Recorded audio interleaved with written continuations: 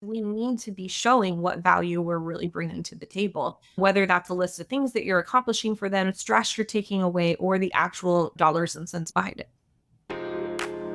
Welcome to Behind Their Success. This podcast is for people who are feeling stuck on their entrepreneur journey or in their careers. It's for people who want to scale and grow their businesses, learn about the power of mindset, or they just know there's more out there and they want to start making changes. I'm Peyton Squires, the host of the podcast. I was never cut out to be an employee, and when I was an employee, I was bored out of my mind. So I made a plan. I studied and passed the CPA exam in 8 months while working, all with the end goal in mind of quitting my job and starting my own business. I did that in 2014 and has been an amazing wild ride since. So now let's hear from other entrepreneurs and what mindsets, and probably more important, what actions they have taken that have created and led to their success. Hello, everybody. Welcome back to Behind Their Success podcast. I'm Peyton Squires, the host, and today we have on Crystal Oakes. She founded Oakes Creative House. They are a full-service marketing and design collective who specialize in solving the problems that stand in your way of achieving the success and brand recognition you deserve. Crystal, welcome to the show. Thank you so much for having me.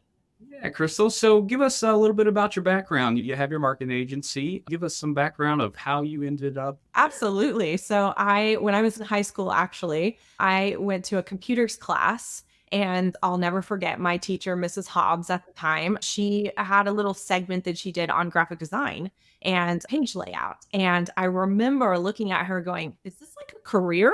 Is this something I could actually do? This is awesome. I love this so much. And so she sat down with me and talked a lot about the industry, where you could use graphic design, what different areas. And I'm one of those weird people that went straight to college for exactly what I wanted to study, applied to the program, got accepted, went through the program, and then graduated and used my degree. So I understand how rare that is in today's society. So I'm one of those weird ones that I've had a plan for what I wanted to do with my life literally since high school. And so from there, from college, graduating with a graphic design degree and a photography minor, I knew I wanted to put that creative work to work. And so I started working for my aunt and uncle's manufacturing company. At the time, they were launching a women's handbag line. I was brought on to work on the photography and the catalog design and everything behind that line of products, and just fell in love with even more of the marketing aspect than just the graphic design piece of it. And from there, I went to work for a nutritional supplement company who operated in 22 countries. So I like to call that my work sprint, because literally it was a madhouse all day, every day, right? And late night calls with different countries and translating everything we did into 8 different languages. It was craziness. But I, similar to you, realized throughout that journey that I really disliked working for other people, and realized that I was a really good employee, but that I was putting in a lot of time and effort to grow someone else's bottom line and to put money in their pocket. And I thought, I don't know if I want to do this anymore. So I quit my job after I got married to my husband, Steven. And with that double income, I said, hey, I think I'd like to quit my job. And I quit my job, and I had always freelanced on the side to fuel that creative energy, and decided to just put that effort full time. So I doubled my corporate salary my first year freelancing. So definitely a go-getter.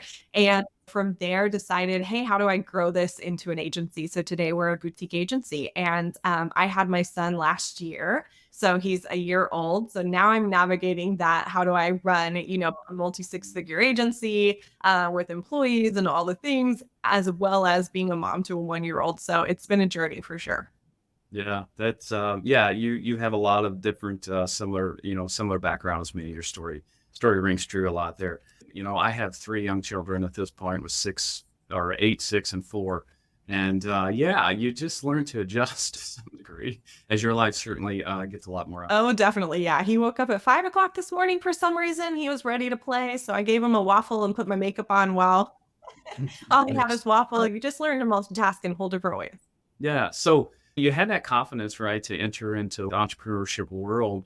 And reading a little bit on your website, did you have an entrepreneurial type family? I know you said you worked for your uncle or what have you. Yeah, I did. So it kind of all stems back to my grandpa. He passed away last year. We miss him like crazy, but he was an entrepreneur at heart. He owned a custom cabinet business So in their small town, he was the go-to for beautiful kitchens and bathrooms and amazing custom cabinetry, and had people working for him as well as multiple family members. So I think that kind of struck a lot of our entrepreneurial spirit, is that idea that like, wow, we can really like design our own lifestyle and have businesses that we really love. So my mom actually did crafts and owned a craft mall when both me and my sister were little. So I remember sitting in front of the TV at night, like making bracelets and things for her to sell in her craft mall. So it's just a part of our lives. And, my aunt and uncle owned their um, massive business that they had before now they retired. And it is just one of those things that, like, once it gets in a family, I think then you've started to see that modeled for you, that lifestyle can exist for you. And I fought it for a long time because I also saw how hard they worked.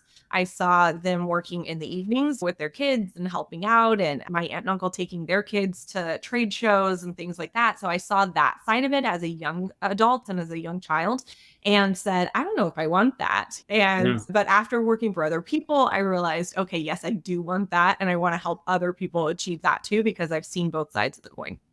Yeah, and that's a huge blessing and advantage that you had to have that model for you. And I had that some of my story too.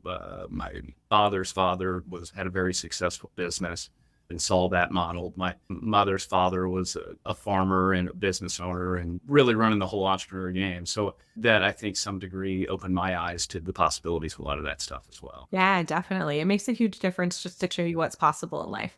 Yeah, for sure. And that's the biggest thing, is people don't even realize what's even Yeah. possible. So you started the agency. So tell us a little bit more about the agency specifically. We specialize in working with micro businesses and solopreneurs, which in the marketing agency space is fairly rare, because what I really found and what we're working so hard to make sure that we fill in the marketplace is, you as a business owner, you have a couple different options for how you can get your creative work done and your marketing work done. One, you can DIY it, which causes a lot of stress and a lot of late night learning, and that can be extremely stressful when you're running a business. Two, you can find the cash somehow to go to one of the big agencies and pay thousands upon thousands of dollars to have your creative work done. And I'm not saying they're not going to do a good job, but they're not really positioned to helping people who are smaller in their marketplaces, right? And the third option is that you can become your own creative director, and you can go hire the freelance photographer, and you can go hire the freelance web designer and the writer and the social media manager and all these people. And then now all of a sudden you're wearing that hat and you're like, I am not made to be the person who explains what I'm looking for and directing all this creative. And what I found is that's what I'm actually really good at. So in my corporate career, that's what I did. I ran creative teams.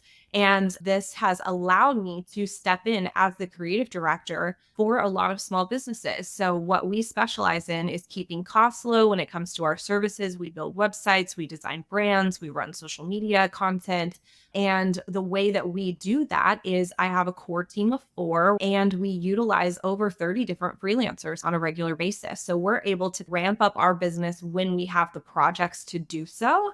And I love pairing the right creative with the right project. If you're interested in animals, you're a dog lover, and I have a dog trainer that needs a website, I'm going to call you. Absolutely. Because that project is going to be like fuel to your fire.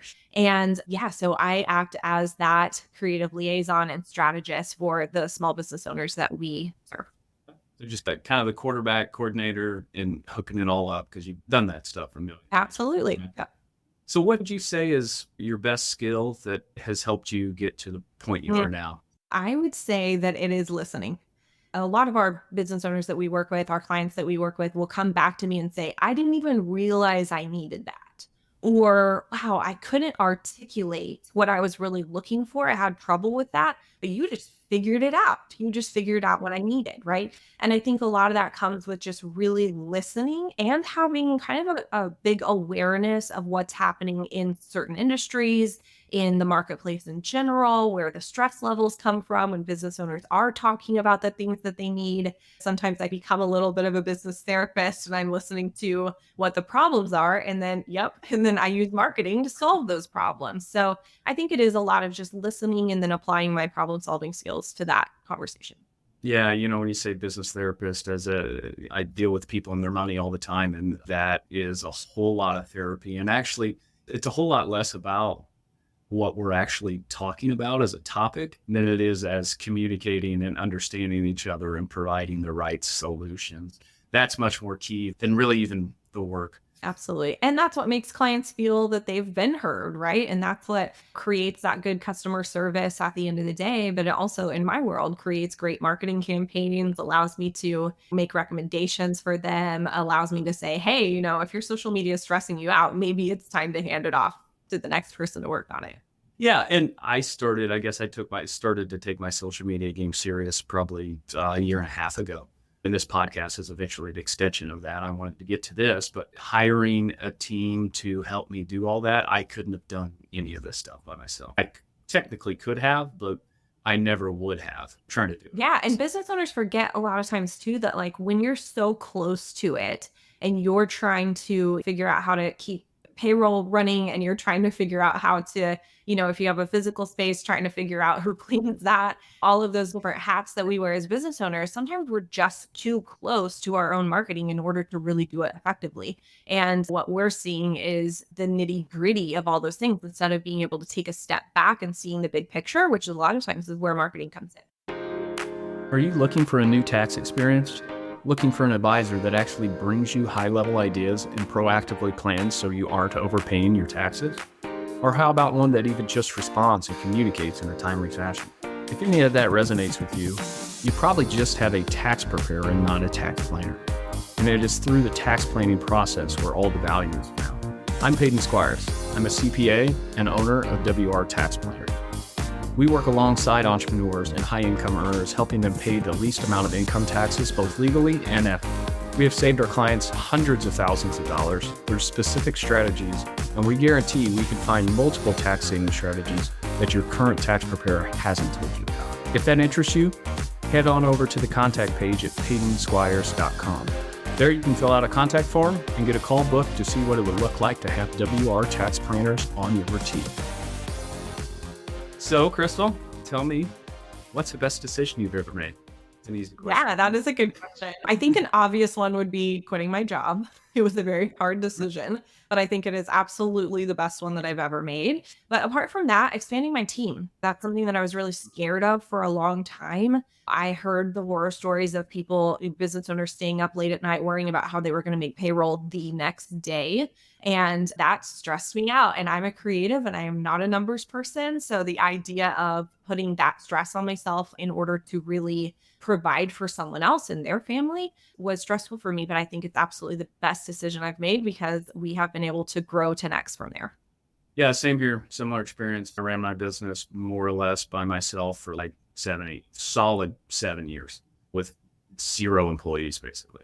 And the business has grown exponentially as soon as I decided to take the leap and take a chance. And yeah, same thing. You hear all the horror stories of employees doing crazy stuff and all these crazy things. But if you don't hire people, what are you going to do? You're never going to scale. Exactly. And I think as business owners, sometimes we forget we have to become the trainer. We have to become the delegator. And sometimes that's a skill set that we don't yet possess, that we have to really teach ourselves or find mentors in those areas in order to really train our employees. And I think that's what creates amazing company culture and employees that feel really solid in what they're doing. They know what they're supposed to be doing because they've been told that. They've been trained in those areas. We've put in the time and the effort and the growth areas with our employees. And that makes a huge difference.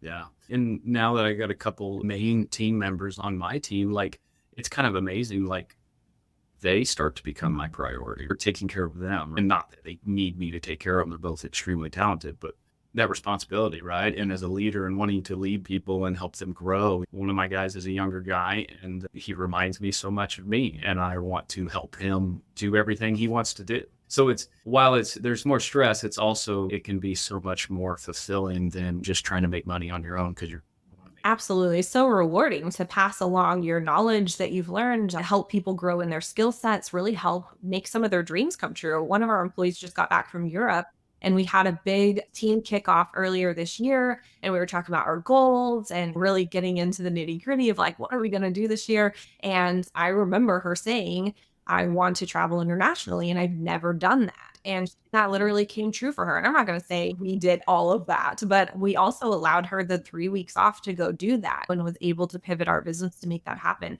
And I think it becomes so fulfilling when you can really help just raise each other up and really feed into what they're looking to achieve in their life too. Yeah, and that's easy to do. I don't know how many employees you have. When I say that's easy, it's not easy to do, but it's easy to do for a small organization, right? Like me, it's really me and my team of three-ish people. So it's really easy to keep that culture. You start getting to 15, 20, those things really start to break down. They do. They do. It takes a really intentional effort to keep that culture going throughout a larger organization.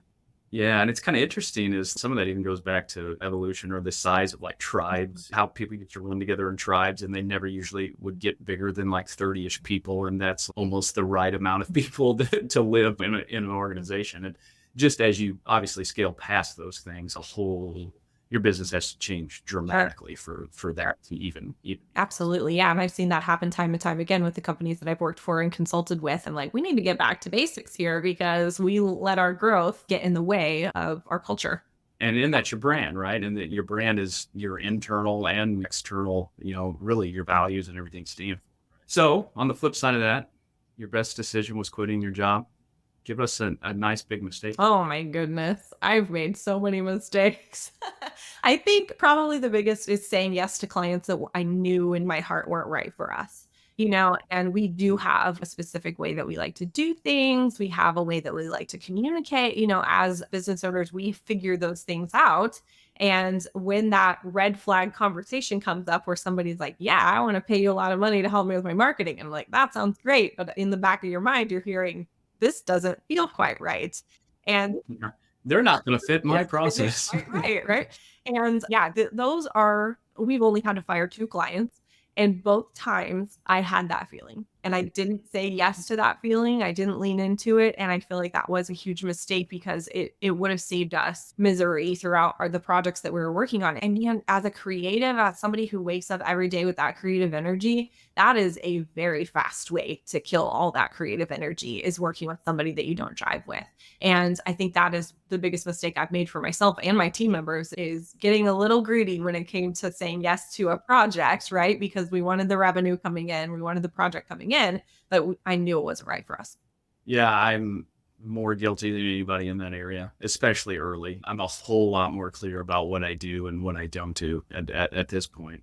You're early, you need revenue, you want to pay people, you want to grow. Yeah, you do a lot of stuff that I wouldn't say violates your print or value. It's a distraction, honestly. It's something that sounds good, the revenue, whatever, but if it's a distraction, it's not your focus. If you don't look forward to speaking to that client. Absolutely. And for the younger businesses listening to this, that's okay. And we all have to do it. And cash flow is an important part of your business too. And if you have to take on a project or a job for a little bit less money than you would have, or you just quite didn't feel right, just do it with intention. Listen to this conversation and know that's going to come up. And I may have to say yes to something that's not right for me, but I know I'm doing that in this moment for a specific reason instead of falling into this trap of like, oh, I hate all my clients and I'm never happy within my business, right? Because you said yes too many times to things that aren't right. Yeah, and you're right. Yeah, you do it with attention. And I've like the things I did the first 5 years of my business that I laugh at. There's no way I would do it now. But I think it's important for young or business owners starting out to realize that also, while you do have to generate some revenue, it's like, make sure you're valuing yourself too, because when you're starting out, like you don't know what you're doing, you're probably not very confident in it. So you're going to undercut everything and you're going to do a whole lot of work for not. Absolutely. People laugh at me, but even if I trade with a family member or I did a logo for my sister's company the other day and I broke down on an invoice, this is what it would have cost you. This is your family discount, right? And I think those things are really important because we need to be showing what value we're really bringing to the table, whether that's a list of things that you're accomplishing for them, stress you're taking away, or the actual dollars and cents behind it. Yeah. And if you're not going to value yourself, no one else is going to see your value either. And so holding that confidence and knowing what you're worth and confident in that and being able to articulate that. In my industry, that's a huge problem. I work in the tax industry. And accountants, if you know personalities, not super outgoing, Huge problem. I see people with insane amount of experience doing things for insanely cheap.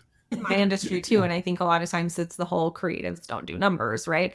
And it's very common in my industry. And I try to coach people out of it because it's like it does undervalue you and it does undervalue the industry as a whole. When you see somebody coming in doing a logo design for $100, it's like there is more work that goes into it. It is worth more than that. So that's something I coach. I coach other creatives as well. I coach them on Yeah. that a lot.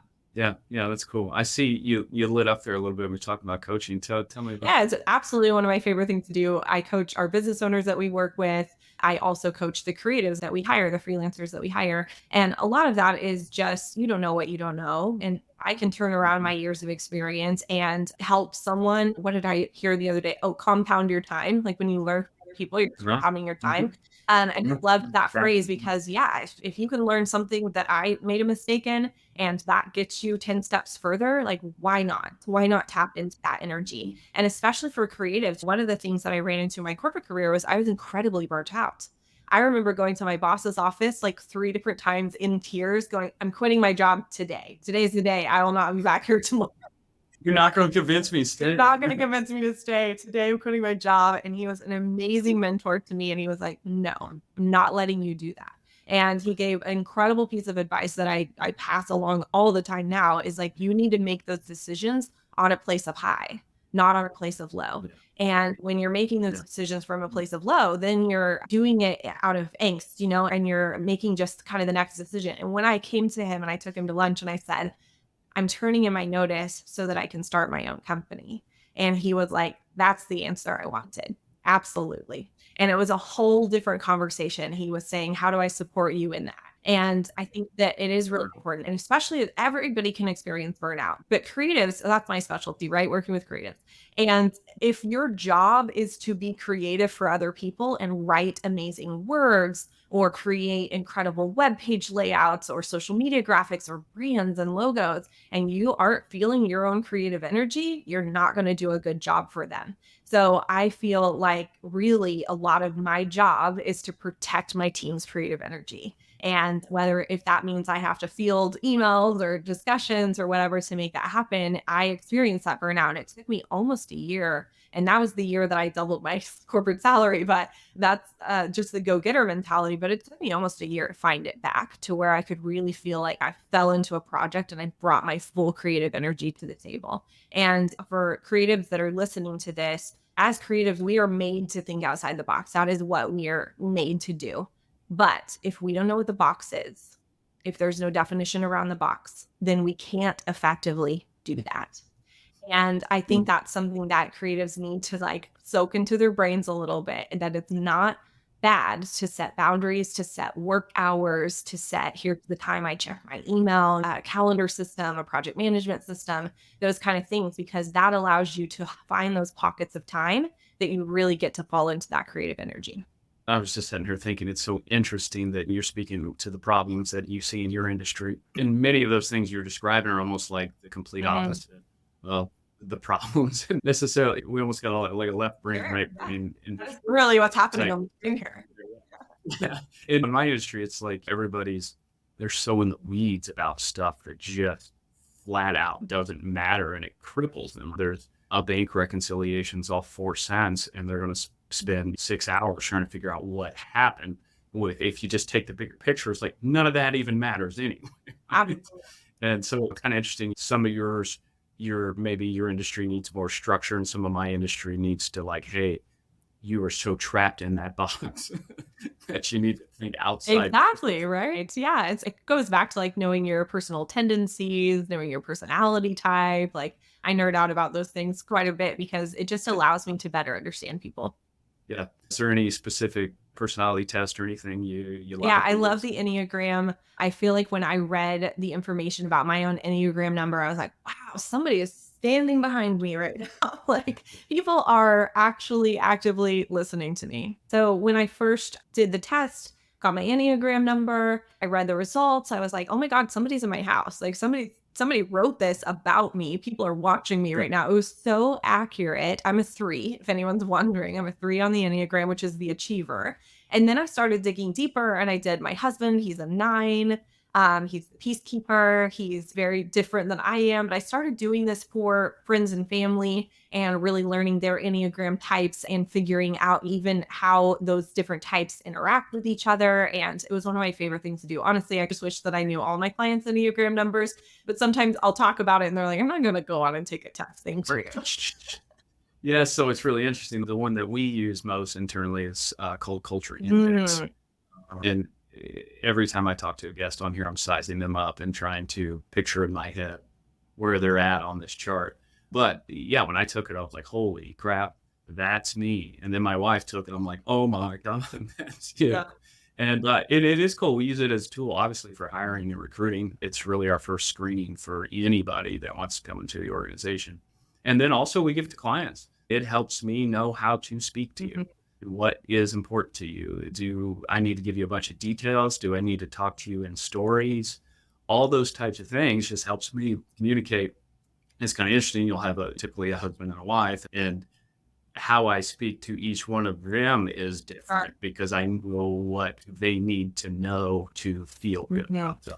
So it's powerful stuff for sure. I love things like that. I also figured out about web psychology. So the way that people interact and read websites and the questions they're asking themselves in their mind whenever they look at your web page, things like that. And I think they all play in together. And I talk to my clients a lot about there are multiple learning styles. Here's how you need to communicate with your audience, because marketing at the end of the day bleeds a lot into just general communication too when it comes to customer service or just how you're going to answer the phone. Things like that really matter. And yeah, you're absolutely right. Knowing people's personality types, or at least having a pulse on trying to like understand that better, has made a huge difference for me.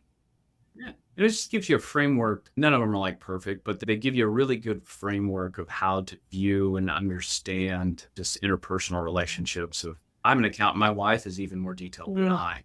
And she's asking me detailed questions all the time. And even in my head, I'm like, how this matters. What, you know what I mean? Like in the big picture, like she's asking me these questions because she needs to know that information.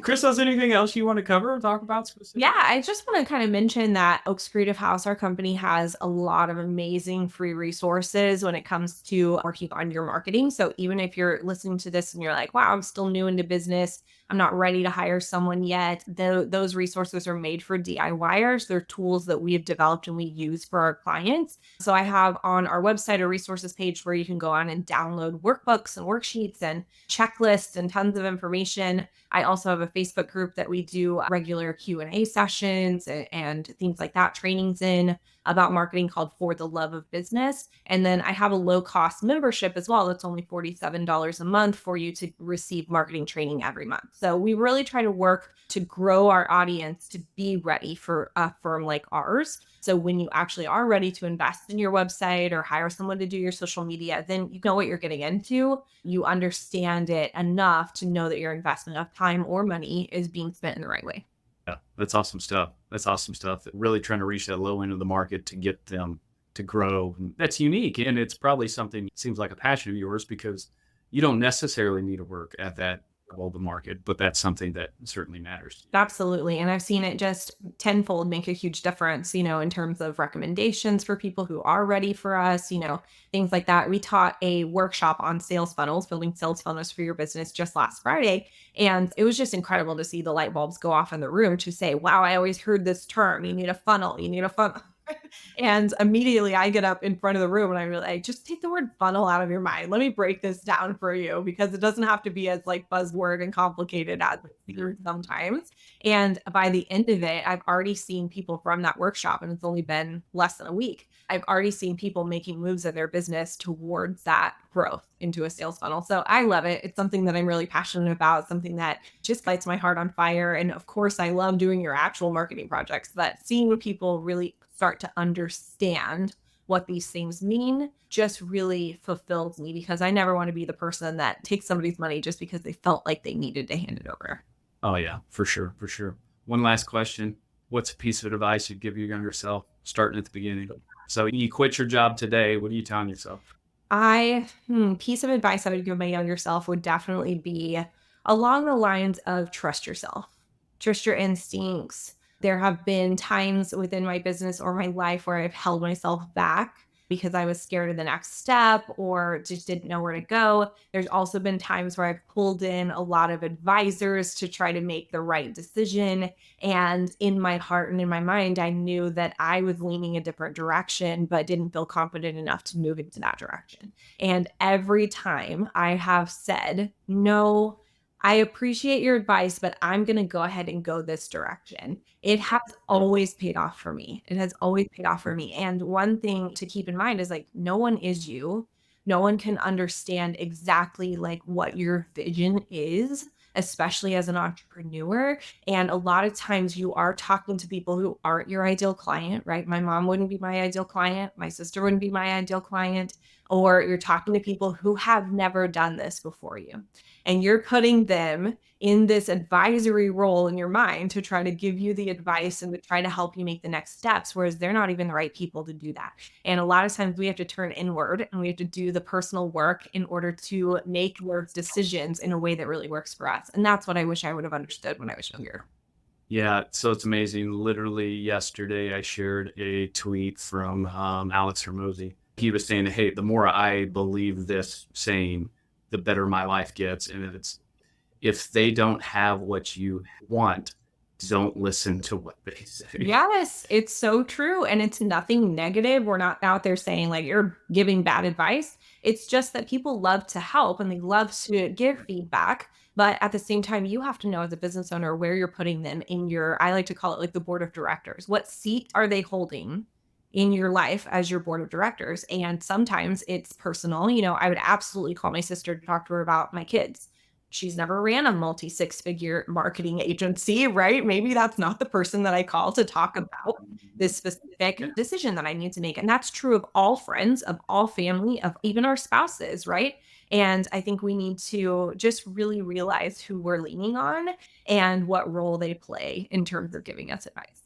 Yeah, are they qualified or have any experience to be able to give that advice? Because you're right, like your mom wants to help you, and she is sincerely trying to help you and trying to protect you, but she's not necessarily qualified to tell you how to run your market. Sure, absolutely. Even generationally, a lot of times we want to look at people who are older than us and see what's happened before. But I work in a digital marketing space. A lot of like Google changes their rules every day, it seems like. So leaning on certain people to give advice in what's happening in your business today may not be the right person. Now, I think it's always good to listen to other people's wisdom and to have those conversations, but you and your mind have to sort through what that really means to you and where you're going to place that advice. Good stuff, Crystal. Thank you. What's the best way people can connect with you? Yeah. Our website is oakscreativehouse.com. That's where a lot of our resources are. We send out a weekly email newsletter. So when you download a resource, you're going to be popped onto that list. And it's Oaks, OAKES, creativehouse.com. And we're that on all social media platforms. Awesome, Crystal. This is a great conversation. I appreciate you coming on. And listeners, we'll catch you next time. Thank you so much for listening to the podcast. If you found it valuable, please rate, review, and share it. That is the best way to help us build this and reach more people, as we're trying to accomplish our goal of help creating more healthy, wealthy, and wise entrepreneurs. You can follow us on social media by searching for me, Peyton Squires, or going to PeytonSquires.com. On the website and social media, we're always sharing tips of personal growth, and there we can actually interact. I'm looking forward to it. Thanks, guys.